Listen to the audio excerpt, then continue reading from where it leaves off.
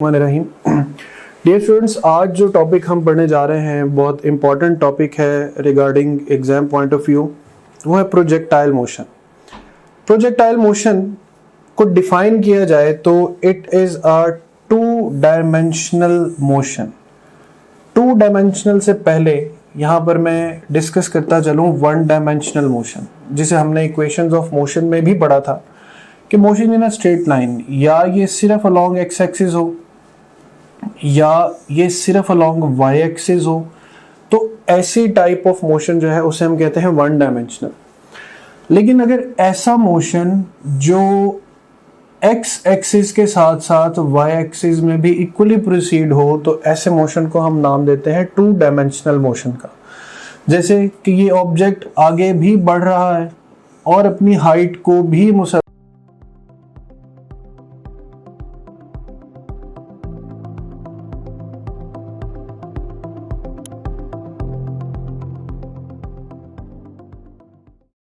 Change कर रहा है।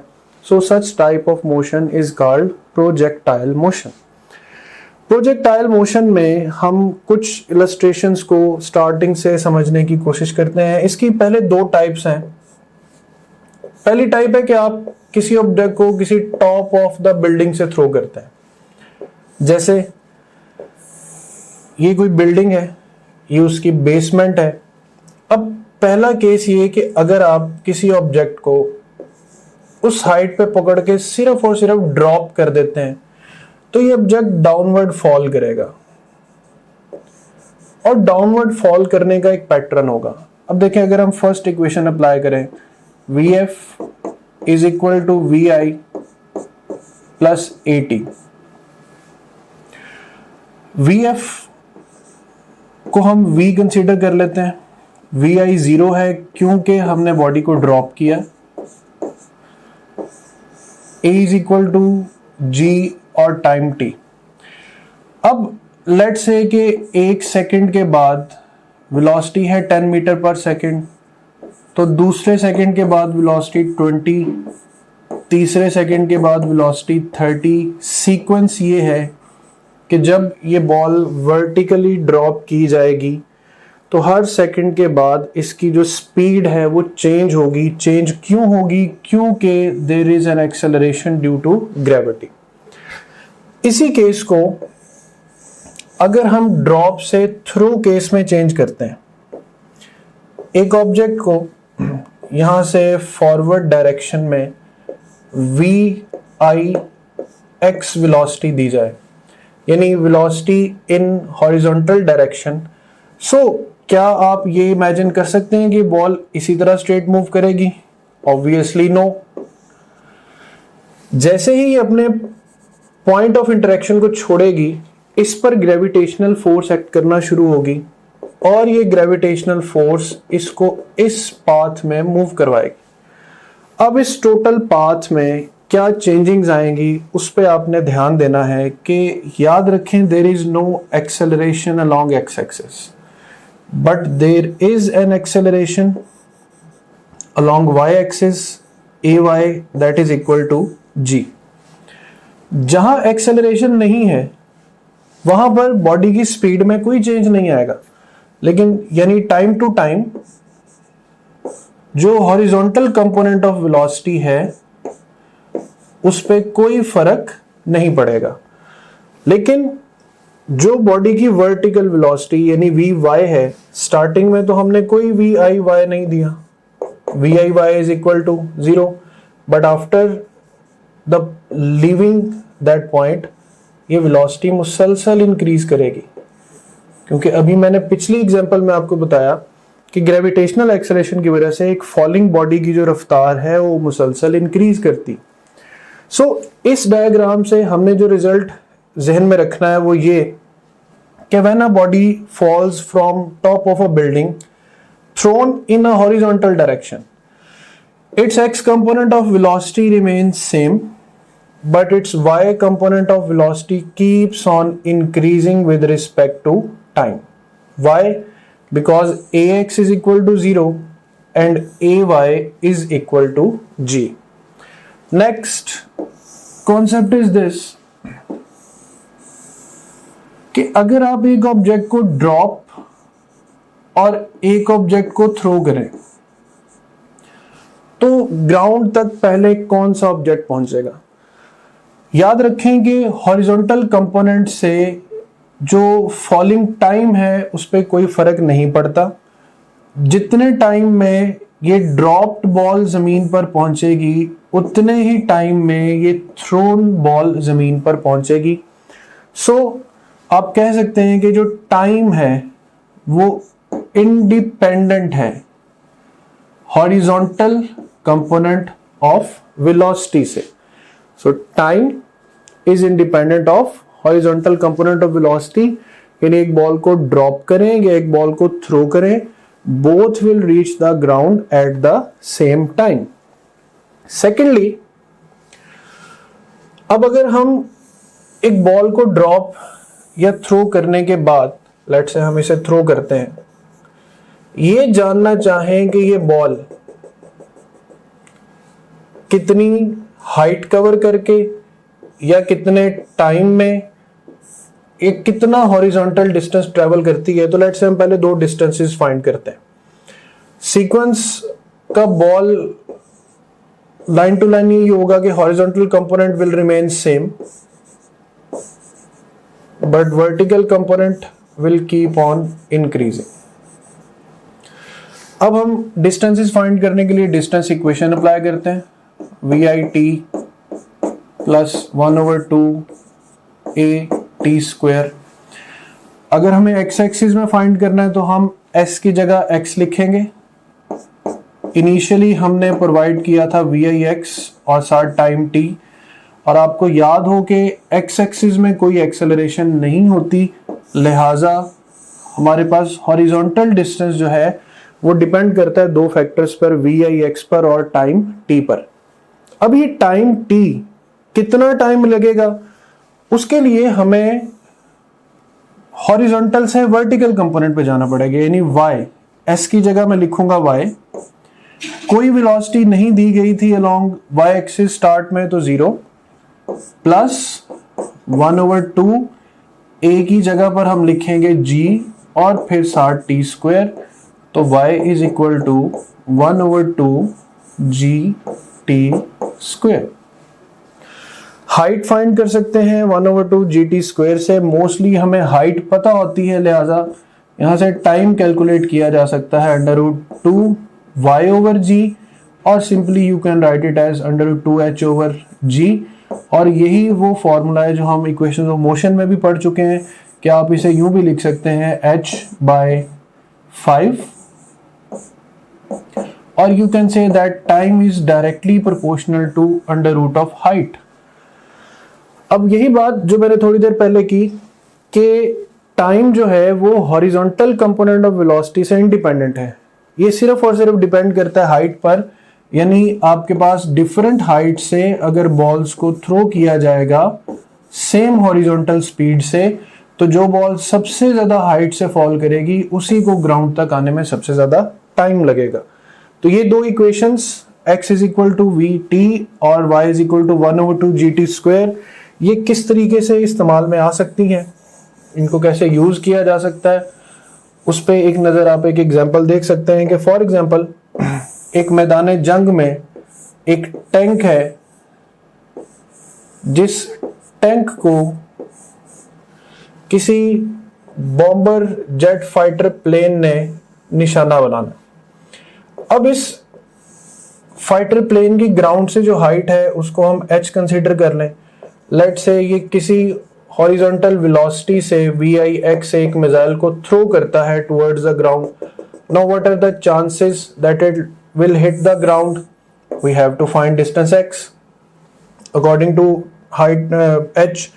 सो x फाइंड करने के लिए VIX into t equation use होगी, और हाइट या टाइम फाइंड करने के लिए हम t is equal to √2h/g की इक्वेशन यूज करेंगे। सो जहां भी ऐसा केस है जिसमें टॉप से किसी चीज को थ्रो किया जाएगा, तो दोनों चीजें, इनिशियल हॉरिजॉन्टल वेलोसिटी भी, उसमें हाइट भी और उसमें टाइम जो है, ये तीनों चीजें आपस में कोऑर्डिनेट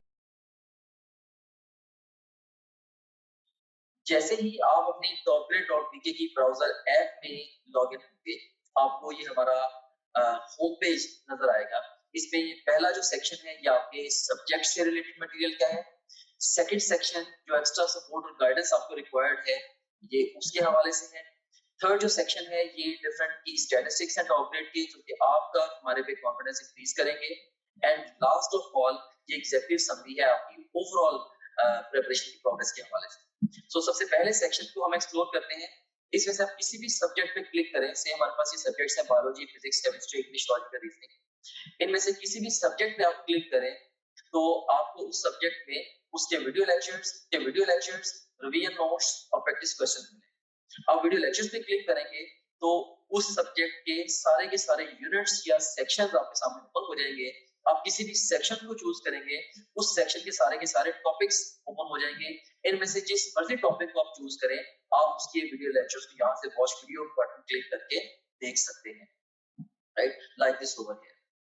सो ये वीडियो लेक्चर आपके सामने ये आ गया। अगेन टू न्यूरल पाथवे, इसमें भी एक हमारे पास, अगर आप जाते हैं फास्ट रिवीजन नोट्स पे, सो जिन स्लाइड्स को यूज करके हमने वीडियो लेक्चर्स रिकॉर्ड किए हैं, अब उन्हीं स्लाइड्स को आप यहाँ से रिवाइज कर सकते हैं। देख सकते हैं आपने फास्ट रिवीजन नोट्स पे क्लिक किया, इसमें सारे के सारे सेक्शन फिर ओपन हो गए। तो यहाँ पे एक बात मैं आपको बताना चाहता हूँ कि जो भी सेक्शन इंपॉर्टेंट है एग्जाम के पॉइंट ऑफ व्यू से, हमने उनके साथ इंपॉर्टेंट का टैग भी लगाया हुआ है, keeping in view the previous exam friends. Anyways, तो यहाँ पे आप किसी भी सेक्शन को चूज करें। सी सेल स्ट्रक्चर एंड फंक्शन को मैं चूज करता हूँ। इसके सारे टॉपिक्स ओपन हो गए। इनमें से किसी भी टॉपिक को आप पिक करेंगे तो आप उसकी वो स्लाइड्स देख सकते हैं जिनसे उस टॉपिक का वीडियो लेक्चर रिकॉर्ड हुआ है। तो काफी सारा टाइम जो है आपका वो सेव होगा। आपको लेक्चर नोट करने की जरूरत नहीं है, आपको बड़े बड़े नोट्स मिल रहे हैं for the fast revision, rather super fast revision of the lectures. उसके बाद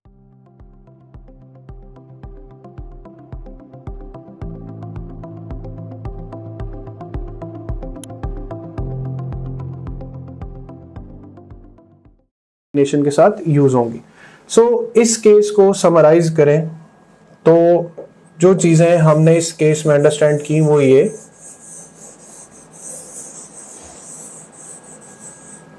कि जब किसी ऑब्जेक्ट को टॉप से थ्रो करें, ax 0 होने की वजह से vix बराबर है vfx के। There is no change in horizontal component of velocity, लेकिन जो वर्टिकल कंपोनेंट है वो मुसलसल इंक्रीज करता है क्योंकि there is an acceleration ay which is equal to gravity. फिर सेम हाइट से थ्रो किए गए तमाम ऑब्जेक्ट्स जितनी भी हॉरिजॉन्टल वेलोसिटीज रखते हों, सब ग्राउंड तक सेम टाइम में पहुंचेंगे। टाइम तब डिफरेंट होगा जब हाइट डिफरेंट होगी, क्योंकि time is directly proportional to under root of h। और फिर ये दो इक्वेशंस आपको इस पैरामीटर को सॉल्व करने में मदद देंगी। x is equal to v i x into time and y is equal to 1/2 gt square. So ये केसेस वो हैं जब एक ऑब्जेक्ट को किसी हाइट से थ्रो किया जाए। अब हम आते हैं नेक्स्ट कि जब एक ऑब्जेक्ट को ग्राउंड से प्रोजेक्ट किया जाए और वो ग्राउंड तक ही वापस आए। इसमें भी कुछ वही कॉन्सेप्ट्स दोबारा से यूज होंगे कि ax is equal to 0 and ay is equal to g। अब हमें इसमें इनिशियल और फाइनल वेलोसिटीज को भी देखना है। तो लेट्स से कि इस प्रोजेक्टाइल को इस इनिशियल वेलोसिटी से थ्रो किया गया। सिंस ये वेलोसिटी कोई ना कोई एंगल बना रही है विद हॉरिजॉन्टल, सो हम यहां से एक प्रोजेक्शन ड्रॉ कर लेते हैं। अब ये लाइन है वी आई कॉस थीटा और ये लाइन है v i sine theta. So हमारे पास इनिशियल वेलोसिटीज हैं v i is equal to v i x is equal to v i cos theta,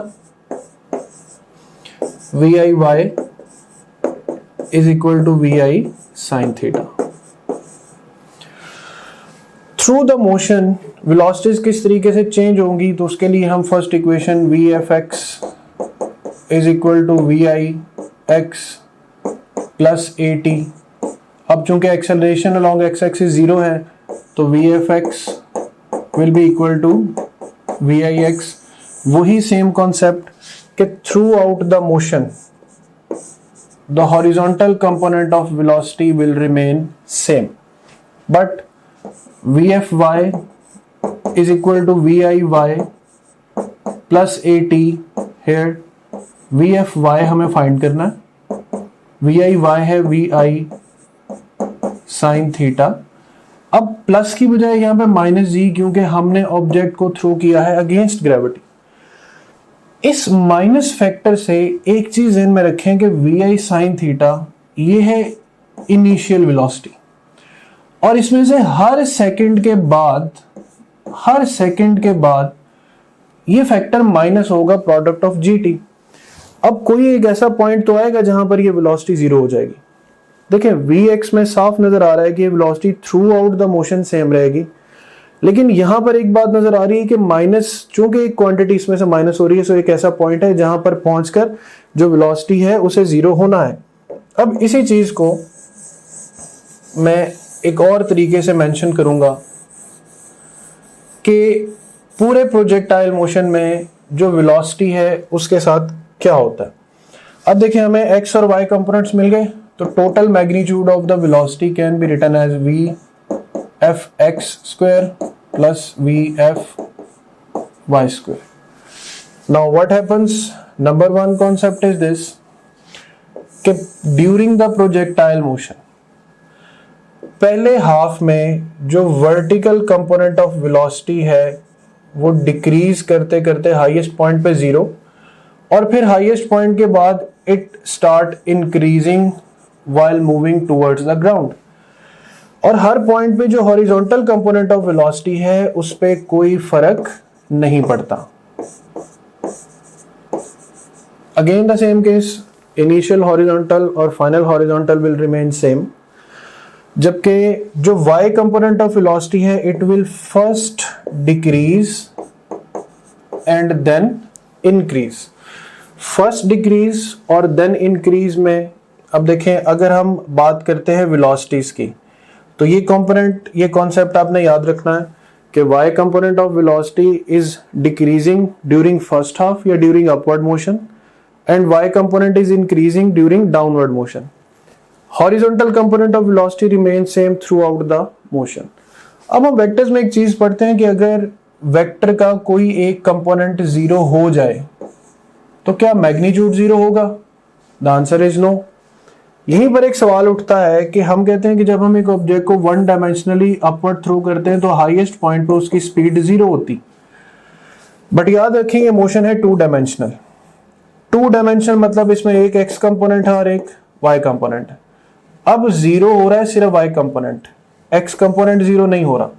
लिहाजा अगर हाईएस्ट पॉइंट की बात करें तो v x square plus v y square, y zero हुआ है एक्स जीरो नहीं हुआ, लिहाजा हाईएस्ट पॉइंट पर प्रोजेक्टाइल मोशन में जो वेलोसिटी है वो जीरो नहीं होती। So again I am repeating the concept कि पूरे प्रोजेक्टाइल मोशन में x component remain same, y component first decrease then increase, highest point पे स्पीड जीरो नहीं होती, मिनिमम कंसीडर होगी, जीरो कंसीडर नहीं होगी। अब हाईएस्ट पॉइंट पर जो डिफरेंट केस आता है या जिससे क्वेश्चंस आ सकते हैं,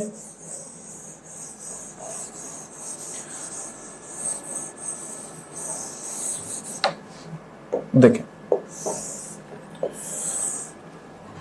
हमने तीन चीजें डायग्रामिकली देखनी है। एक तो एक्सेलरेशन ड्यू टू ग्रेविटी, ये हर पॉइंट पर सेम है और ये towards the centre of earth he exist कर रही। स्टार्ट में ये है वर्टिकल कंपोनेंट, ये है हॉरिजॉन्टल कंपोनेंट। टॉप पर हमारे पास सिर्फ हॉरिजॉन्टल कंपोनेंट है, vertical zero. So top of the projectile motion वो पॉइंट है जहां पर वेलोसिटी और एक्सेलरेशन एग्जैक्ट 90 डिग्री पर या आपस में परपेंडिकुलर हो जाते हैं। अब तीन बातों के बारे में क्वेश्चन आ सकता है, Vx, Vy and A. Vx throughout the motion remains same. Vy first decrease then increase and acceleration accordingly या according to या relative to Vx throughout the motion remains same। लेकिन एक पॉइंट ऐसा है जहां पे Vx और A के दरमियान या वेलोसिटी और एक्सेलरेशन के दरमियान जो एंगल है वो हमारे पास एग्जैक्ट 90 डिग्री बनता है और वो टॉप पॉइंट है। इसी तरह प्रोजेक्टाइल में क्वेश्चन पूछा जाता है कि किन पॉइंट्स पर प्रोजेक्टाइल में वेलोसिटी मैक्सिमम होती है और किन पॉइंट्स पर मिनिमम होती है। हॉरिजॉन्टल कंपोनेंट ऑफ वेलोसिटी से एक आइडिया आपने जनरेट करना है जिसको मैं फर्दर कुछ पॉइंट्स के साथ एलेबोरेट करूंगा अभी। और पॉइंट ये है कि highest point in projectile motion में वेलोसिटी का सिर्फ एक कंपोनेंट है और वो है VI cos थीटा। अब अगर हम बात करें वेलोसिटी की, मोमेंटम की और काइनेटिक एनर्जी की, और फिर यहाँ पर वेलोसिटी, मोमेंटम और काइनेटिक एनर्जी, और एक है highest point velocity, momentum and kinetic energy. So point of projection और पॉइंट ऑफ लैंडिंग, यहाँ पर वेलोसिटी भी मैक्सिमम होती है और लैंडिंग पे भी velocity maximum, momentum maximum, momentum maximum, kinetic energy maximum, kinetic energy maximum. लेकिन ये जो हाईएस्ट पॉइंट है, चूंकि यहाँ पे स्पीड मैक्सिमम नहीं होती, लिहाजा वेलोसिटी, मोमेंटम और के ये तीनों चीजें मैक्सिमम नहीं होगी। हाँ, अब इसमें वेरिएशन आएगी तो ये वेरिएशन एंगल पे डिपेंड करती।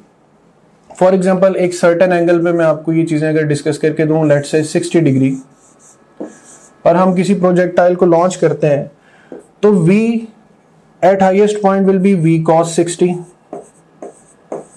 which is equal to V by 2. P is equal to M V cos 60 again V by 2. K is equal to 1 over 2 M V square यानी 1 over 2 M V square divided by 4, क्योंकि cos 60 होगा 1 by 2 और उसका square आ जाएगा 1 by 4। अब देखें कि 60 degree पर हमने एक चीज टेस्ट की है तो हाईएस्ट पॉइंट पे वेलोसिटी मैक्सिमम का हाफ हो गई है, मोमेंटम भी मैक्सिमम का हाफ हो गया और काइनेटिक एनर्जी जो है वो मैक्सिमम वैल्यू से 4 गुना कम हो गई, लेकिन एग्जैक्ट जीरो नहीं हो रही। मैक्सिमम पॉइंट पर काइनेटिक एनर्जी जीरो इसलिए नहीं होती क्योंकि still there is horizontal component of velocity, so velocity will be minimum, momentum will be minimum and kinetic energy will be minimum according to the angle given in this phenomena। ये चंद चीजें जानने और समझने के बाद अब हम तीन मेजर फैक्टर्स जो हम प्रोजेक्टाइल मोशन में पढ़ते हैं वो है हाइट, टाइम और range. Height VI square sine square theta over 2g, time is equal to 2VI sine theta over g and range is equal to VI square sine 2 theta over g। Range is also sometimes written as 2VIX VIY divided by g, any range is the product of x component and y component of velocity with respect to gravity, or sometimes it is also stated that range is directly proportional to the initial horizontal component of velocity। किसी body को जितनी आप initial horizontal velocity देंगे वो इतना ही दूर जाके गिरेगा। अब हाइट टाइम के रिलेशंस, इसका एक पैक्ट रिलेशन बनता है h is equal to g t square divided by 8। Similarly height और रेंज के रिलेशंस पे आ जाएं तो हम पढ़ते हैं कि range is equal to height at 76 degree.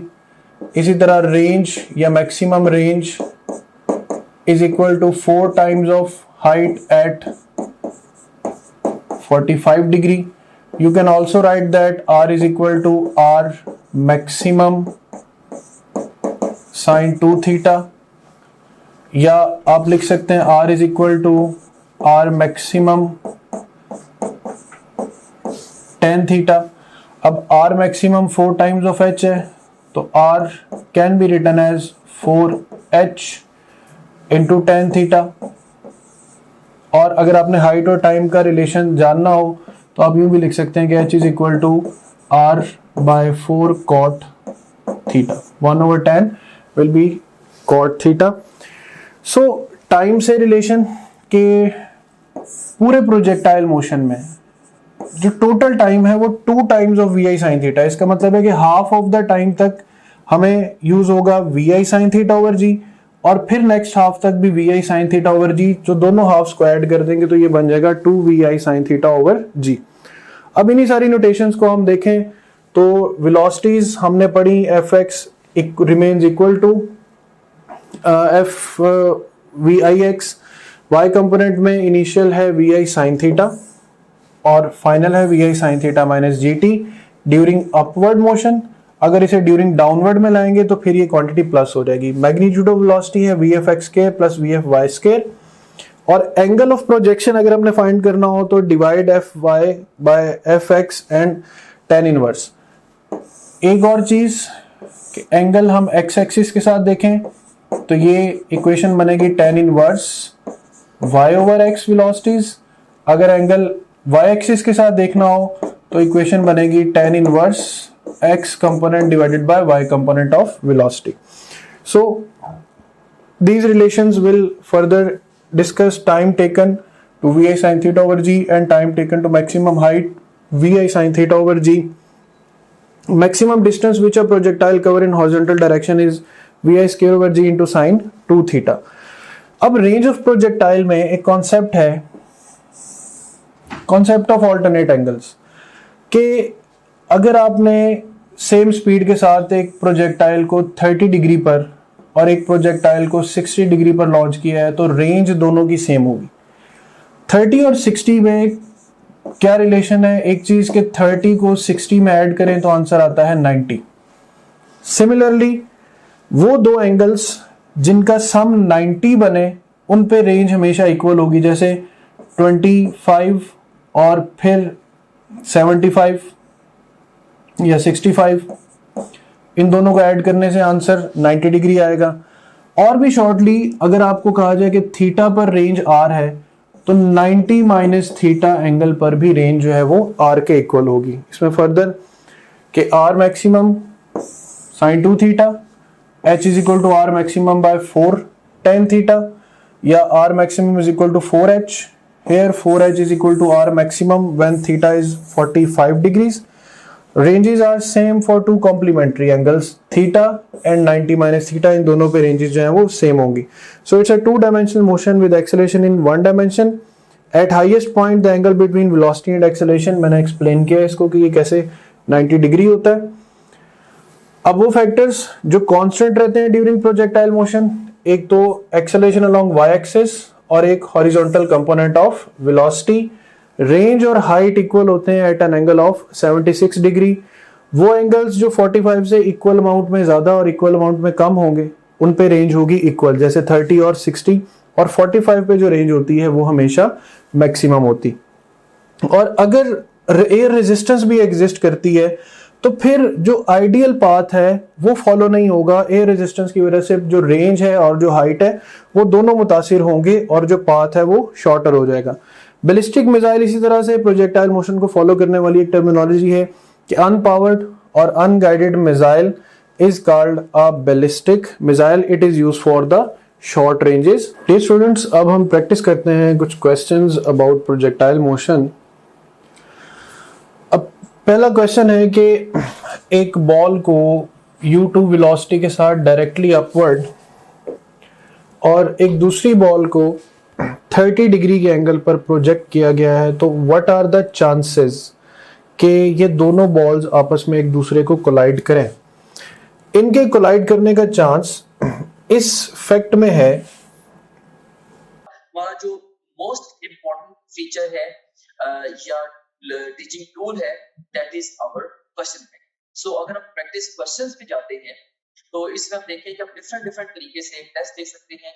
सो आप जैसे मर्जी माइंड में डिफाइन कर लें कि आपने किसी एक टॉपिक का टेस्ट देना है, या एक चैप्टर का, एक यूनिट का, क्वार्टर सिलेबस का, हाफ सिलेबस का, फुल सिलेबस का, जो मर्जी सिलेबस आप डिफाइन कर लें, उस डिफाइंड सिलेबस में से 20 तरीकों से आप टेस्ट दे सकते हैं। कैसे? जैसे जो भी सिलेबस आपके माइंड में डिफाइंड है, आप चाहें तो उस सिलेबस के हमारे पास जो अवेलेबल ऑल क्वेश्चन उनका टेस्ट दे सकते हैं, या जो आपने टॉपलेट.टीके पे आप प्रैक्टिस करते रहे हैं, तो आप चाहते हैं कि आपने दोबारा may be second third time आप टेस्ट दे रहे हैं, आप चाहते हैं कि मेरे पास सिर्फ और सिर्फ उस सिलेबस के अनसीन क्वेश्चन का टेस्ट आए, आप वो भी दे सकते हैं।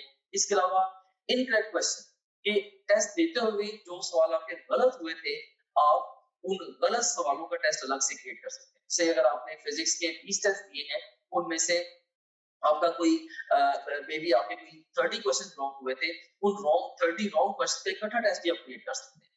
और इसी तरीके से जो जिन क्वेश्चन को आपने टेस्ट के दौरान बुकमार्क किया है, उनका टेस्ट कॉल कर सकते हैं। जो टेस्ट आपने अटेम्प्ट किए थे क्वेश्चन, उनका टेस्ट कॉल कर सकते हैं, अनअटेम्प्टेड का। और इवन यानी कि टेस्ट देते हुए आपने जिनको अटेम्प्ट किया था और टेस्ट देते हुए जिनको आपने अटेम्प्ट नहीं किया था, ये अनसीन से डिफरेंट है। अनसीन का तो मतलब ये है कि वो टेस्ट में कभी आए नहीं आप।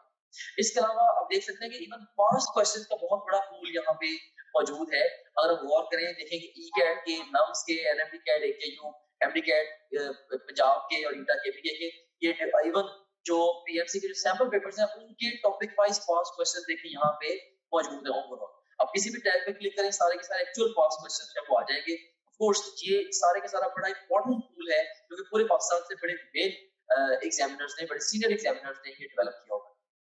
एनीवेज, इसमें से किसी भी आप टॉपिक को चूज करें। से मैं यहाँ पे सारे टैग्स को चूज कर लेता हूँ, तो हमारे पास ये सारे के सारे टॉपिक्स आ गए। इनमें से किसी एक टॉपिक को मैं चूज करूँ, या एक सेक्शन को, या मैं मल्टीपल सेक्शन को चूज करूँ, तो मैं उसका टेस्ट दे सकता हूँ। से मैंने 2 सेक्शन चूज किए, इसमें से सेम है कार्बोहाइड्रेट्स और प्रोटीन्स, इनका टेस्ट देना चाहता हूँ, या ओवरऑल मैं सारे सेक्शन का टेस्ट देना चाहता हूँ, वो मैं दे सकता हूँ। या मैं डिफाइन करूंगा, मे बी जी मैंने 50 एमसीक्यूज का टेस्ट देना है, तो ये 50 एमसीक्यूज का टेस्ट आपके सामने ये क्रिएट हो गया।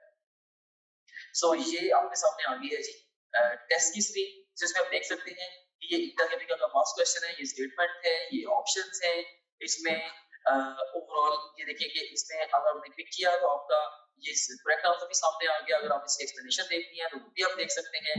इसके अलावा ये क्वेश्चन वेरीफाइड है बाय आवर टीम, इसको अगर आप चाहें बुकमार्क कर सकते हैं। इस क्वेश्चन से रिलेटेड डिफरेंट स्टैट्स यहाँ पे आ रहे हैं वगैरह वगैरह। यहाँ से आप नेक्स्ट क्वेश्चन पे जा सकते हैं, जरूरत पड़े तो आप यहाँ से प्रीवियस क्वेश्चन पे जा सकते हैं, और फिर अल्टीमेटली जब आप चाहें आप टेस्ट को फिनिश करके इवन रिजल्ट को भी व्यू कर सकते हैं। ऑलराइट, सो इस तरह से ये टेस्ट आपने इसको रिजल्ट को व्यू कर लिया। एनीवेज, इसके बाद अब हम चलते हैं दोबारा अपने होम पेज की तरफ। सो आप किसी भी जितने भी आपका सब्जेक्ट्स हैं, बायोलॉजी, फिजिक्स, केमिस्ट्री, इंग्लिश और लॉजिकल रीजनिंग, इन सब सब्जेक्ट्स के आप वीडियो लेक्चर्स, वीडियो नोट्स और अनलिमिटेड एमसीक्यू प्रैक्टिस यहां से कर सकते हैं। जितने भी आप प्रीवियस टेस्ट जो भी टेस्ट आपने दिए होंगे, अगर आप प्रीवियस टेस्ट पे क्लिक करेंगे, वो सारे टेस्ट आपके यहाँ पे आ रहे होंगे। इसके अलावा जो आपकी जो ओवरऑल प्रोग्रेस है, उसकी जो डिटेल है, वो सारी की सारी यहाँ पे आ रही है। डिफरेंट सब्जेक्ट में आप कैसे जा रहे हैं, डिफरेंट सब्जेक्ट्स में, डिफरेंट चैप्टर्स में और डिफरेंट टॉपिक्स में आप कैसे जा रहे हैं, वो सारी की सारी डिटेल यहाँ पे आ रही है। इसके अलावा फुल लेंथ पेपर्स हैं, जो कि जस्ट लाइक रियल एग्जाम है। यहाँ से किसी भी फुल लेंथ पेपर को किसी भी टाइम पे लॉन्च कर सकते हैं, अपनी तरीके शुरू में या इवन मिड सेशन में जाके नियर द एग्जाम आप इन एफएफएस को जब चाहे आप अटेम्प्ट कर सकते हैं। उसके बाद फिर सपोर्ट मटेरियल है, इसमें इनको वीडियो रिव्यूज हैं, डिफरेंट जो स्टूडेंट्स हैं जिन्होंने टॉप ग्रेड से पढ़ा, वो आपको गाइड कर रहे हैं हमारे सिस्टम के हवाले से भी, ओवरऑल तैयारी के हवाले से भी। आप उन बच्चों से गाइडेंस ले सकते हैं। इसके अलावा हमारे टेस्टिमोनियल्स हैं, जो पूरे पाकिस्तान में हजारों स्टूडेंट्स हमसे पढ़ रहे हैं, वो हमारे बारे में क्या कहते हैं, उसकी डिटेल यहाँ पे आप देख सकते हैं। इसके अलावा सिलेबस यहाँ पे गिवन है। अगर आप कंटेंट देखना चाह रहे हैं हमारे कोर्स का, वो सारे के सारे यहाँ पे ओवरऑल जो विजिबल है। And in addition to that, study schedules बड़ा एक अहम फीचर है, अहम मॉड्यूल है। इसमें 90 डेज, 60 डेज, 30 डेज और इवन 50 डेज का एनएमडी कैट का स्केड्यूल मौजूद है। आप अपनी नीड के अकॉर्डिंगली जिस मर्जी स्केड्यूल को फॉलो कर सकते हैं डिपेंडिंग अपॉन कि आप टाइम फ्रेम में किस जगह पे खड़े हैं। अगर आप एग्जाम आपका 1 महीने के बाद एग्जाम है, ऑफ कोर्स आप 30 डेज वाला प्लान फॉलो करेंगे। अगर आपके एग्जाम में 2 हफ्ते रहते हैं तो आप 15 दिन वाला प्लान फॉलो करेंगे एंड सो ऑन। तो इसमें हमने आपको ये बताया है स्केड्यूल्स के अंदर ये गाइड किया है कि आपने गिवन टाइम को बेस्ट यूटिलाइज कैसे करना है। फिर इसके अलावा डाउनलोड्स का सेगमेंट है, जो भी डिफरेंट इंपॉर्टेंट कंटेंट है आपसे रिलेटेड वो सारे के सारा आपको डाउनलोड्स में मिल जाता है। और इसके अलावा गाइडेंस वीडियोस काफी सारी इसके अंदर पड़ी हुई हैं जो कि मैंने खुद रिकॉर्ड करके इसके अंदर डाली है। इसमें बहुत सारे हवालों से जनरल गाइडेंस आप इन वीडियो से ले सकते हैं। सो ये था हमारे पास ये हमारे पास गाइडेंस वीडियोस का ये सेगमेंट था। Okay, so this was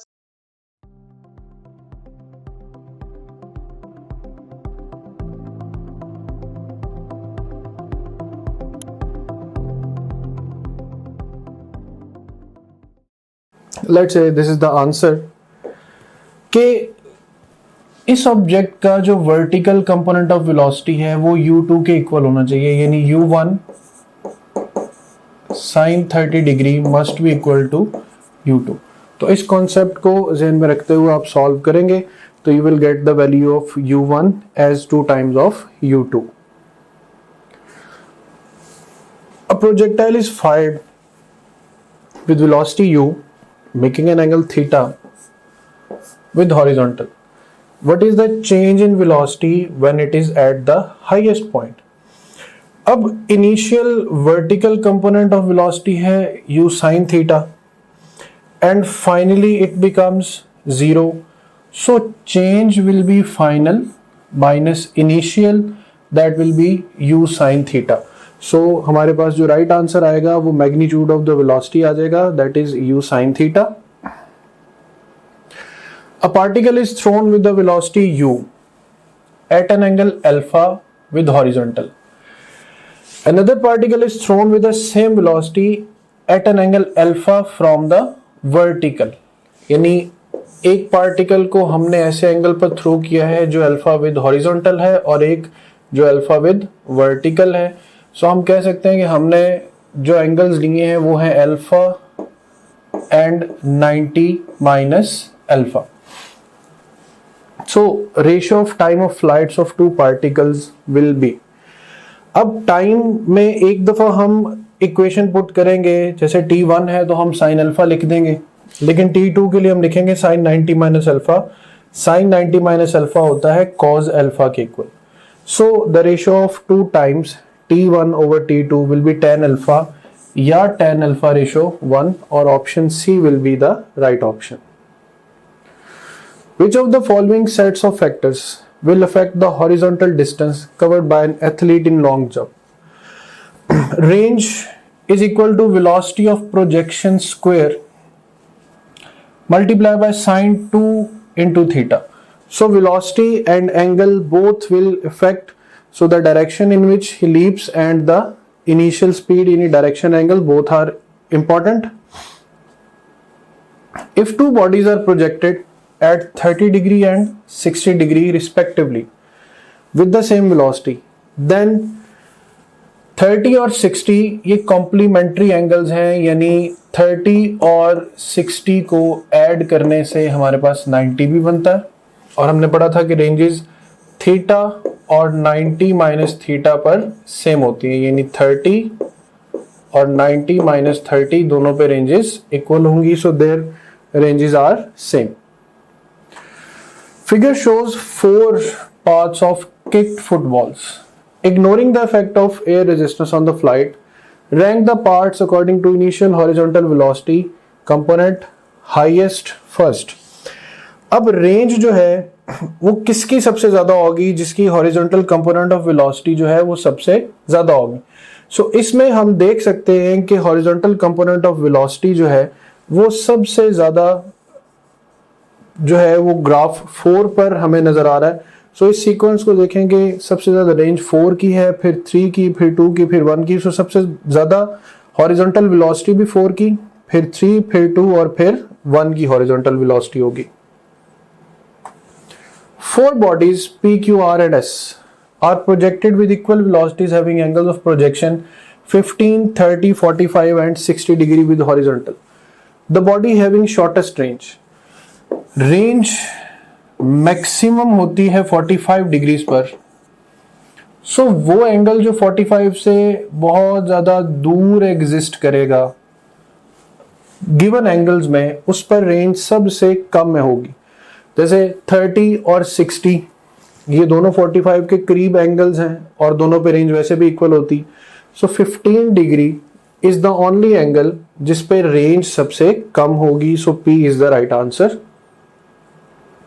A particle covered 50 meter distance when projected with initial speed. On the same surface, it will cover a distance when projected with double the speed. Note the relation के range is directly proportional to u square. So, when the new speed is to be found, आप ये ratio बना लें r2 by r1, u2 by u1. So r2 will be equal to 4 times of r1 or 50 multiplied by 4, 200 meter will be the right answer. A bullet fired from a cannon with a velocity. If angle is 15, g is 10, then the range. Just apply the formula u square या vi square sin 2 theta over g and you will get the velocity. Right answer is beta. A projectile thrown with a speed v at angle theta and range r on the surface of earth. For same v and theta, its range on the surface of moon. Remember gm is equal to ge divided by 6. चांद पर gravity जमीन की gravity से 6 गुना कम है, लिहाजा चांद पर जो रेंज होगी वो 6 गुना ज्यादा होगी। सो इसमें 6 times of r will be the right answer. A projectile is thrown into space so to have maximum horizontal range. R maximum is equal to 4 times of h and it happens at 45 degrees, or you can say that height is equal to R maximum divided by 4. Taking the point of projection as origin, यानी जो point of projection है वो हमारा origin है। The coordinates of the point where the speed of the particle is minimum, speed minimum होती है highest point पर, ये वो point है। इसके coordinates हमने बताने हैं। तो देखें range, total range है r, तो इस coordinate point तक जहाँ पे speed minimum है वहाँ पे हमारे पास horizontal coordinate हो जाएगा r/2।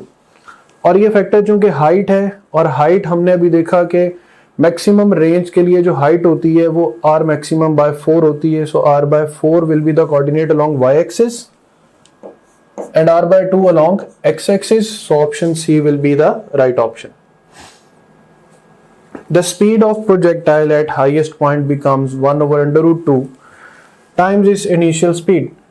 अब 1 over under root 2 is actually the value of cos 45 degree. It means the angle is 45 degree और 45 डिग्री पे जो रेंज है वो मैक्सिमम है और मैक्सिमम रेंज का फॉर्मूला होता है v स्क्वायर या u square over g. A large number of bullets are fired in all directions with same speed. What is the maximum area on the ground on which these balls will spread? Since balls को हर तरफ throw किया गया है तो they are creating a circle. अब circle का जो area होता है वो होता है pi R square. So here pi R maximum square, R maximum is equal to u square over g. So on simplification you will get the answer as beta pi u square over u4 over g square. A projectile thrown with an initial speed u at an angle 15 degree to the horizontal has range r. If the same projectile is thrown at an angle of 45 degree to the horizontal with speed 2u, its range will be. Now we know that range is proportional to these two factors. अगर ये दोनों factors given है, speed भी और angle भी, अब आप ratios लिखेंगे u2 by u1, theta 2 by theta 1, r1 दूसरी तरफ मल्टीप्लाई करके इसको प्रॉपर सॉल्व करेंगे तो ये आपके पास आंसर है 8 times of r1. The velocity at the maximum height of a projectile is half of its initial value of projection. Velocity half तब होगी जब आप इसे 60 डिग्रीज पर लॉन्च करेंगे. Reason cos 60 is equal to 1/2 and we know that highest point पे velocity सिर्फ यही होती है vi cos 60. So put 60 degree और आप 60 डिग्री पुट करेंगे तो ये फैक्टर बनेगा आपके पास रेंज का. A projectile is thrown from a point in horizontal place such that the horizontal and vertical velocity components are 9.8 meter per second and 96 meters per second. यानी horizontal component है अगर vi तो vertical component है 2 times of vi. अब हमें range find करनी है तो देखें range की equation होती है 2 times of horizontal component vertical component divided by g. So we simply put the values and we will get the answer as 39.2 meters. The range r of a projectile is same when its maximum heights are h1 and h2. अब यहाँ हमें एक relation दिया है कि दो projectile की range same है और हमें पता है कि रेंज सेम होती है जब थीटा हो एंगल और 90 माइनस थीटा हो. लेकिन इट ऑल्सो सेज कि इनकी जो मैक्सिमम हाइट्स है वो h1 और h2 हैं. इनके दरमियान रिलेशन फाइंड करना है. हाइट h1 हम फाइंड करेंगे विद एंगल थीटा और हाइट h2 हम फाइंड करेंगे विद एंगल 90 माइनस थीटा जो बन जाएगा cos स्क्वायर थीटा. अब हम इन दोनों का प्रोडक्ट लें तो प्रोडक्ट सॉल्व करने पर ये इक्वेशन बनेगी. इस इक्वेशन में ये सारा फैक्टर जो है ये इक्वल है r के. सो 16h1 h2 हियर ये 16 इससे मल्टीप्लाई होगा. 16h1 h2 is equal to r square or r is equal to 4 times of under root h1 into h2. So here the relation is given r is equal to 4 h1 into h2. A grasshopper can jump maximum distance of 1.6 meter. It spends negligible time on the ground. How far can it go in 10 seconds? Distance is actually speed into time. So सबसे पहले हम इसकी range find करेंगे जो given है 1.6 metre और range से हमें स्पीड मिलेगी वो मिल गई 4 मीटर्स पर सेकेंड. अब हॉरिजॉन्टल कंपोनेंट ऑफ वेलोसिटी के लिए हम 4 cos 45 क्योंकि रेंज मैक्सिमम है तो cos 45 यूज होगा. ये आ जाएगी हमारे पास horizontal velocity. Total distance covered by the grasshopper will be s is equal to vt. v है 2 अंडर रूट 2, 10 है टाइम तो 20 under root 2 metre will be the right answer. A cricketer can throw a ball to a maximum horizontal distance of 100 metre. With the same effort he throws a ball vertically upward the maximum height attained. अब यहां पर जो कि maximum horizontal distance है तो angle होगा 45 degree. यही 45 degree हम पुट करेंगे हाइट की इक्वेशन में and 50 meter will be the right answer. A ball thrown by one player reaches the other in 2 seconds. The maximum height attained by the ball above the point of projection will be. अब यहाँ पर time हमें given है 2vi sin theta over g is equal to 2 seconds. It means also we are given the vertical component as u sin theta is equal to 10. सो जब हम height में equations put करेंगे u square sin square theta is equal to 10 square divided by 2g तो 5 metre will be the right answer. If the initial velocity of projectile be doubled keeping the angle of projection same the maximum height attained as height is directly proportional to the square of speed so height will increase 4 times as the speed is doubled. The maximum horizontal range of a projectile is 400. Maximum range again at an angle of 45 degree. The maximum height attained by it. R maximum is equal to 400 and R is equal to 4h cot theta. 400 into 4h cot 45 we get 100 meter. Same relation K h is equal to R maximum by 4. अब चाहे तो इसे इस method से solve कर लें या चाहे डायरेक्ट ये शॉर्ट मेथड अप्लाई करें.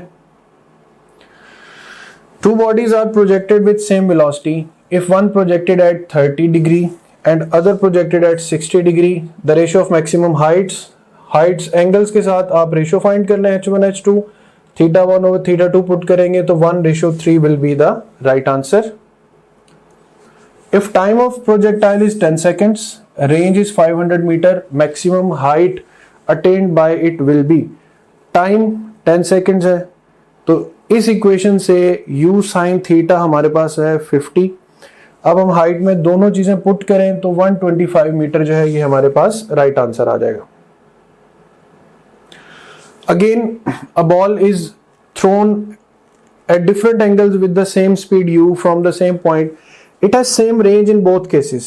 If y1 and y2 be the heights in the two cases, then y1 plus y2. So y1 is height equation 1, y2 is height equation 2, sin square theta plus cos square theta. Here u square over 2g will be the simplification, क्योंकि इसमें से u square over 2g common आएगा और sin square theta plus cos square theta होता है 1 के, तो हमारे पास जो राइट आंसर है वो आ जाएगा C option. A man in a train moving with a constant velocity drops a ball on the platform. The path of the ball as seen by the observer. ये एक शख्स ट्रेन में है, ये शख्स प्लेटफॉर्म पर एग्जिस्ट कर रहा है, तो जब ये बॉल थ्रो की जाएगी तो it will have inertia of motion, it will follow a parabolic path. The direction of motion of a projectile at maximum height is just horizontal, क्योंकि maximum height पर सिर्फ horizontal component of velocity है. A body projected at an angle of 60 degree with v. If its initial ke is k, then the ke at highest point ke, ये k is equal to k 1 over 2 m v square cos square theta या cos square 60 degree. तो 1 over 2 m square is equal to k, cos square 60 is equal to 1 by 4. तो at highest point the kinetic energy will be equal to k by 4. In the absence of air resistance, a stone is thrown from P at highest point is F, then the vertical component of acceleration at F. एक stone को ground से throw किया गया है, सो highest point पर जो velocity है वो तो हॉरिजॉन्टल होगी और एक्सेलरेशन उस पॉइंट पर डाउनवर्ड होगा. एक्सेलरेशन स्टार्टिंग पॉइंट पर भी वही डायरेक्शन रखेगा, so acceleration will be same at all points at P and at F. At the top of trajectory of projectile, acceleration is g. It's neither maximum nor minimum. A body is projected at 45 degree with horizontal. Then ratio of range to maximum heights. 45 degree पर height और range का जो relation है वो 1:4 है, as r maximum is equal to 4h. तो यहां से ये रिलेशन डेवलप होगा. A body of mass 2 kg is projected vertically upward with velocity 2 meter per second. The kinetic energy of a body just before striking the ground, it will have a maximum kinetic energy. You can calculate it by 1 over 2 mv square. The acceleration of projectile along x-axis, there is no acceleration along x-axis, so answer will be 0. Projectile is fired at an angle alpha with horizontal. What are the horizontal and vertical components of velocity after time t? Here the horizontal component of velocity is v cos theta and vertical component is v sin theta minus gt after some time. So the most resembling option is C, u sin alpha minus gt and u cos alpha. R is equal to r maximum by 2 when the angle of projection is r is equal to r maximum sin 2 theta. We need the answer of sin 2 theta equals to 1 by 2. So sin 2 theta is equal to 1 by 2. 2 theta is equal to sin inverse 1 by 2 and theta will be equal to 30 divided by 2. Answer is 15 degree. Right answer is here 15 degree. For what angle of projection r is equal to h? R is equal to h at an angle of 76 degree.